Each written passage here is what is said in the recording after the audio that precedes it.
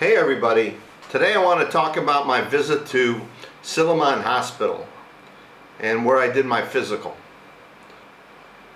So here's a picture of the hospital, and here is the contact information for the hospital if you want to call them with their address. It's just on the north side of downtown Dumaguete. Janet and I went into Silliman Hospital and we looked for the wellness center, and it was right inside the main door to the left. And what I wanted to do was get a physical. I've heard about their executive wellness check, and I wanted to go ahead and get that done. My understanding was that they did a lot of tests, x-rays, EKG, ultrasound of your abdomen area. I want to share with you the different wellness checks that they have and the different cost.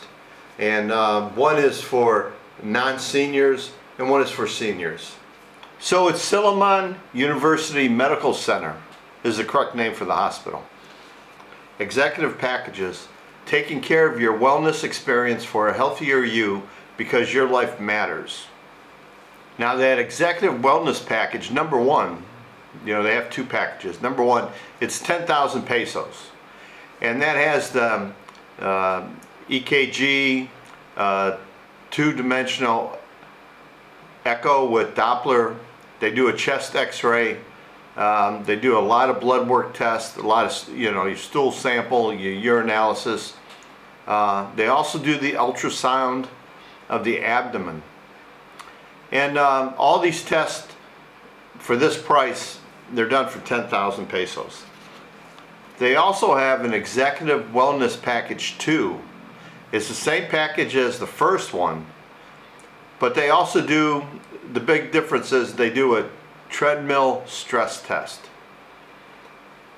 and a few other tests, but the big difference is you do the treadmill stress test for your heart. They also have packages for seniors.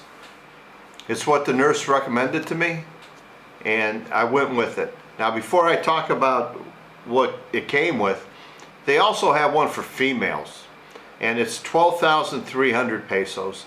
And the big difference is they do an ultrasound of the breast, for checking for lumps and breast cancer, instead of an PSA test, which is just for the male clients. And that one for females is 12,300. But the one for me, for males, was 11,900 pesos.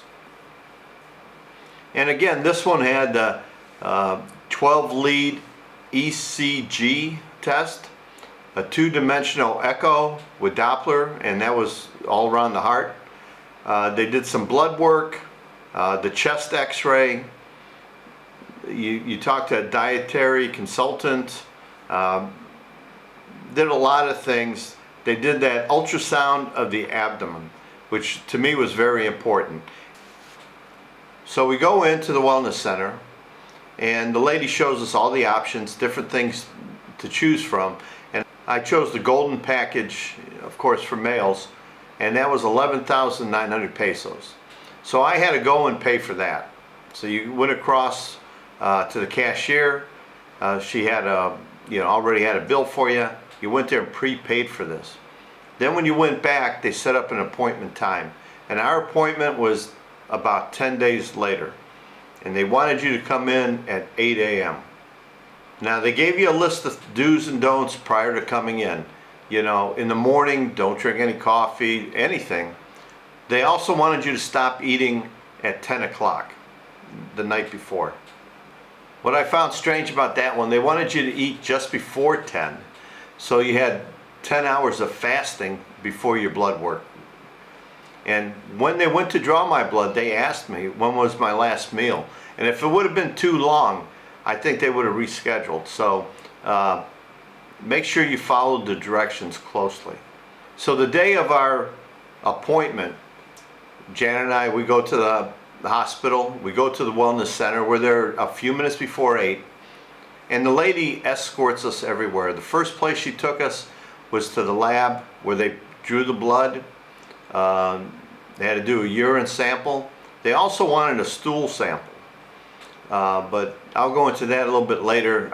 Now after the blood work was done, the lady came back and she escorted us to the x-ray department. And the x-ray department, they took a chest x-ray, a couple of them. Then the lady escorted us to the ultrasound department. Took me into the room and put me on a table, and the lady started doing the ultrasound of my abdomen, my stomach area, and they started concentrating on an area right here underneath the rib cage. And it sort of concerned me that they were there for a while, and everywhere else wasn't that long, but this one spot they checked for quite a while. And then a doctor came in. I'm going to guess it was the head of the department. He did the ultrasound also in that area, and he spent a lot of time here, had me lay on my side and check that area. I was concerned because of the amount of time that I was in the ultrasound. I was also concerned because they spent a lot of time in one area of my abdomen, and I didn't know what they were doing.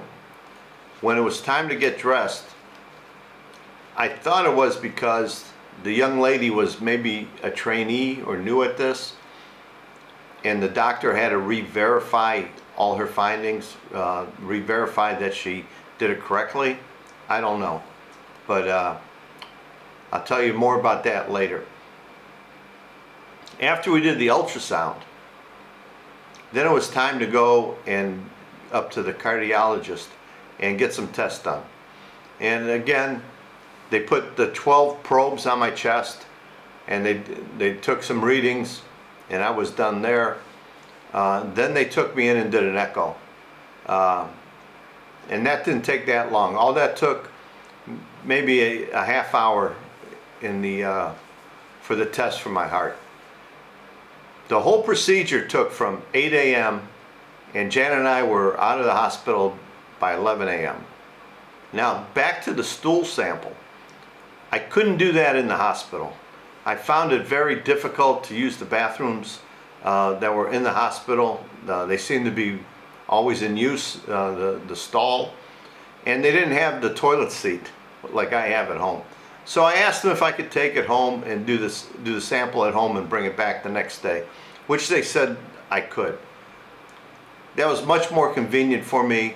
It was a better way for me to do it. I wasn't comfortable doing it at the hospital. So I took the sample back the next day. Now, every department said the test results will be available after 1 o'clock in the afternoon.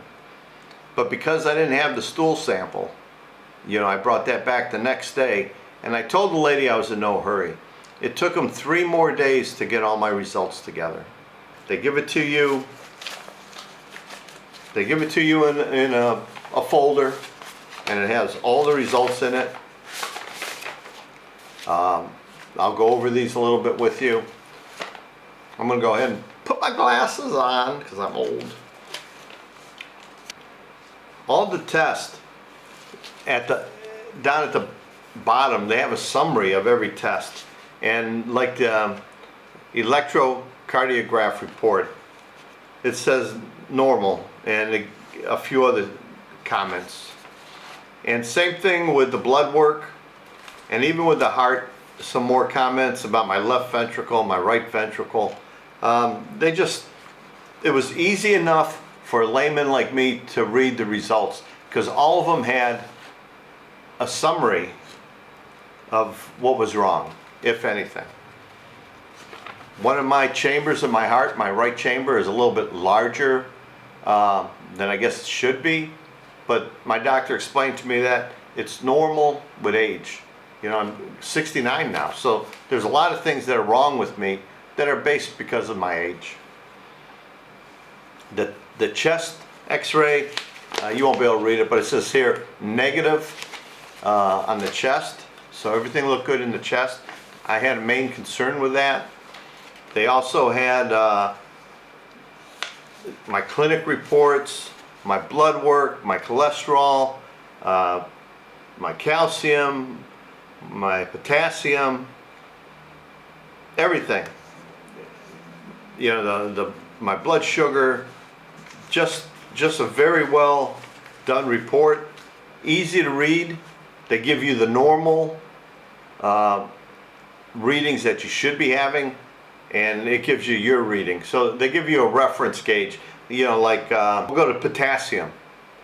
The potassium, my number was 4.0, and the reference range is 3.5 to 5.0. So it's easy to tell if you're in the normal range or if you're high on something, and it highlights if you have something that is abnormal. So I was really happy about that. Janet was looking over all my test results. She's changed my diet because of all these results. The blood work, you know, the urine sample, the feces sample, my stool sample, everything good, no parasites, nothing of that nature. But the one test that they had was the ultrasound. The ultrasound report. And this is the one where I had a little bit of concern with. And you know, they talk about it and everything. What it ended up being is my liver is slightly enlarged and mild fatty tissue is what they're saying here. I have a slightly enlarged right kidney and with some cyst on my kidney. I went to see the doctor. She said her main concern with me was my weight. I was 105 kilos when she weighed me. We're going back in August 25th is my appointment, and she would like me to try to be down to like 102 kilos or less. Jan and I have started a walking program, and we're going to do that. In this walking program, I went ahead and spent some money, and I bought a new camera. So in my next few videos, you're going to be able to see the camera where we're walking, and we'll be doing some blogging, showing you where we're walking. We'll go to different places, and I think it'll be interesting. Maybe a little bit more exciting blogs. I've been getting a little bit bored with the YouTube and my content, so maybe I'll be able to upgrade my content and the experience for you guys to watch my videos. Janet's been working on the camera. She's been, you know, checking out YouTube, how to work it, and it's going to be really interesting. It should be posted here in the next couple days. Before the end of the weekend, I would hope that we post this video. But her main concern with the doctor is my weight. A lot of these other problems I have are due to old age. Now the cyst on the kidney, when we go back, we're going to take another look at that. She gave me some medicine for also an enlarged prostate. You know, you get to be my age, the prostate gets big. I've noticed a difference now. I've been on the medication for 30 days. My urine stream is a lot stronger. So I think the medicine is helping in that aspect. I'm also going to do a colonoscopy in September. We have that scheduled. The reason is, when I was in the US, because of COVID and the hospitals all backed up, I couldn't get a colonoscopy. The last one I had done was when I was 54. I did that poop in a box that you guys see, and that came back negative before I left. I feel better if I can get that checked out. And also the cyst on the kidneys. Go ahead and check those out. And the reason I want to do this all in September is because I canceled my Medicare. And when you cancel your Medicare, my Part B, I don't have coverage. The re-enrollment time, I believe, is October through December or January. So if I see a major problem there with a colonoscopy or the kidney, I can re-enroll into Medicare. And then by the first quarter of next year, I should be covered, and then I could fly back to the States and have anything done that I need done under Medicare. If it isn't major, if my problems are minor, you know, if everything comes back good, you know, that I'm healthy enough, then I'm not going to worry about that. But doing this complete check, this complete wellness check, it doesn't necessarily mean I'm going to live a long time. Life comes to an end quickly, your health can change overnight, you know. So always be thinking about your health. And that's what I did with this wellness check. It was 12,000 pesos to get it done. It was 600 pesos to see the doctor. Anything else after that is extra. If you have some problems, you know, if your heart has an issue, your chest x-rays come back, you know, like there's a problem, or the ultrasounds come back with problems, you have to deal with them. You either have to take medication, and maybe some things you don't worry about. You know, if it did come back that I had a prostate problem, prostate cancer, which is a very slow growing cancer, which I don't have. But is it something you're just going to deal with at the age of 70? You know, you have to make these determinations in your mind. Now, how did I find Silliman Hospital? Now, when I was in the hospital, Silliman was a very clean hospital. They were very professional in every department I went to. They answered all the questions I asked. They made sure I was comfortable. They did the test quickly. The results came back, you know, in a couple days. They were very helpful, very polite, very courteous. The doctor I used was Dr. Rwanda Marie Samaras, and I'll leave her information down in the description area. If you want to contact her, if you're in Dumaguete and you need a doctor, very knowledgeable. She asked questions that I thought were so pertinent, where other doctors that I visited here in the Philippines, they don't ask any questions. Their head is behind a newspaper. Yeah, here's a prescription for Viagra, or here's a prescription for, you know, high blood pressure. She was very, very concerned with my well-being. The half hour I spent with her, it was 100% on me. No distractions, and very professional. She wasn't an older doctor. She wasn't in her 60s. I'm going to say she was in her mid-40s, which was the right age that I feel comfortable with. I know young doctors have a better education because, you know, they just got out of school, but they don't have the experience yet. So doctor here in the Philippines in their 40s, you have, you know, 10 to 15 years of experience, plus the schooling. I'm much more comfortable with than a real young doctor, or in that case, a doctor in his 60s who hasn't been to school for 40 years. You know, has the advanced medicine gone past him, and he only knows what he's been reading. Nothing against these doctors, but I was more comfortable with her than any other doctor I've seen here in the Philippines. And 600 pesos, 12 bucks for a consultation with what I thought was a very competent doctor made me feel very good. And that doctor now is also the doctor for Janet. We're changing her doctor and her son's doctor. This is going to be our family doctor. And the other thing I found different from Silliman to the other hospital that I visited was Holy Child's Hospital, I believe it's called. Everything there, they have a computer, but it doesn't seem up to date. When I went to Silliman and I was talking to the receptionist in the doctor's office, she punched in my name, my date of birth, and boom, there was my record. She knew where my address, she knew my health insurance, she knew my phone number, she knew my first contact, Janet. They had all this information quickly at their fingertips. Where the other hospital, I don't think they knew this information. Or maybe I never gave it to them to put in their computer system. But at Silliman, in my couple visits there, they had all my information easily accessible to my doctor. And now all my test results are in the system also. So if something happens and I go there unconscious, they have my medical records.